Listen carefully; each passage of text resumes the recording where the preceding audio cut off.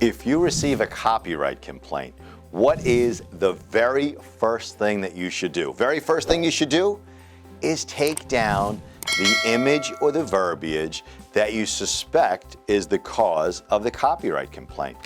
Why should you do that? You should do it because when you argue that in your plan of action to Amazon, they are recognizing that as a valuable argument. They are reinstating sellers' listings simply by you removing the potentially infringing photograph or image.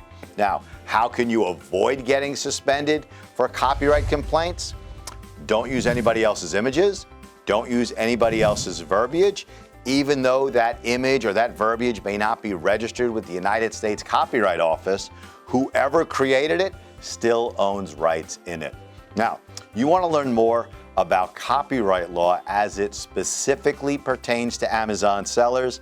I know exactly where you should go. I know exactly what you should read. It is the Amazon Seller's Guide to Copyright Law.